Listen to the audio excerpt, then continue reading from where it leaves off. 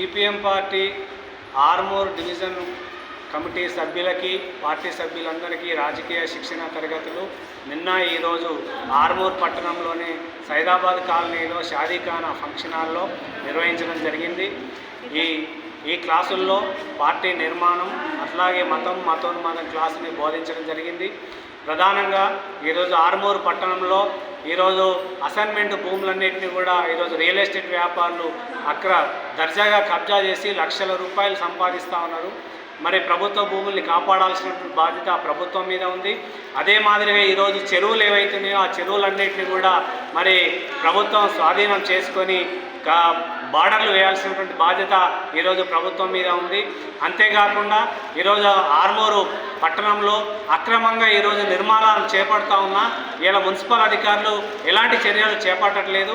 వెంటనే ఆ అక్రమంగా నిర్మాణాలు చేపట్టినటువంటి వారిపైన చర్యలు చేపట్టాలని, అదే మాదిరిగా ఈరోజు రాష్ట్ర ప్రభుత్వం ఏదైతే మరి హామీ ఇచ్చిందో మరి లేనటువంటి వాళ్ళందరికీ ఇల్లు కట్టిస్తామని చెప్తా ఉన్నారు. ఇప్పటికే కట్టినటువంటి డబుల్ బెడ్రూమ్ ఇళ్ళన్నింటినీ కూడా అర్హులైనటువంటి పేదలకి గుర్తించి వెంటనే ఇవ్వాలని, దాంతోపాటుగా ఇంకా మిగిలిపోయినటువంటి వాళ్ళందరికీ కూడా ప్రభుత్వ అసైన్మెంట్ భూమిలో మరి ఇందిరమ్మ ఇల్లు కట్టించి ఇవ్వాలని, దాంతోపాటుగా ఇవాళ రేషన్ కార్డులు రాష్ట్ర వ్యాప్తంగా ఇస్తున్నామని ప్రభుత్వం చెప్పింది. ఈరోజు ఆర్మూర్లో ఏ ఒక్కరికి కూడా ఇచ్చినటువంటి పరిస్థితి లేదు.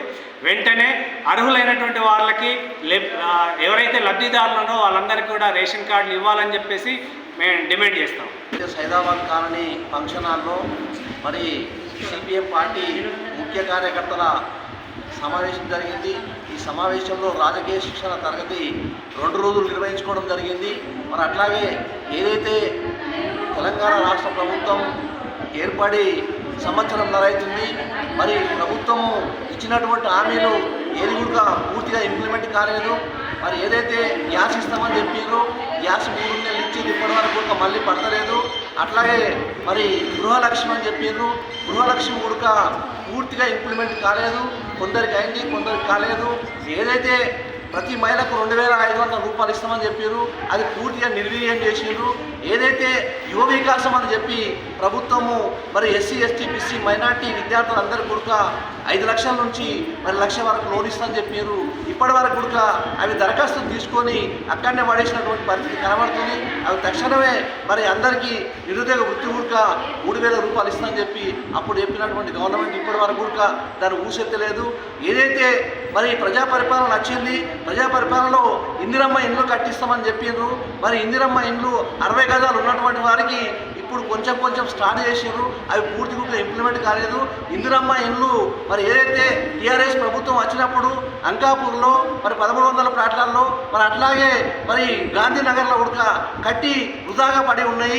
అవిటిని వెంటనే తక్షణమే ఇక్కడ ఉన్నటువంటి స్థానిక ఉన్నటువంటి ఎమ్మెల్యే కానీ మరి కాంగ్రెస్ ఇన్ఛార్జ్ అయినటువంటి వినయ్ రెడ్డి కానీ అవిటికి బడ్జెట్లు కేటాయించి ఆ తలుపులు మరి కిటికీలు మరి ఏదైతే కరెంటు అక్కడ ఉన్నాయో అవిటన్ని మంచిగా చేయించి ఏదైతే ఇండ్ల కిరాయికి ఉంటున్నారో వారందరి గుడక మరి పరిశీలించి వారిని ఏదైతే ఎవరైతే అర్హులు ఉన్నారో వాళ్ళందరూ గుడక ఆ 300 ఇండ్లు పంచాలని నేను ఈ సిపిఎం పార్టీగా ప్రభుత్వాన్ని ఇక్కడ ఉన్నటువంటి ఎమ్మెల్యే గుడక డిమాండ్ చేస్తున్నా.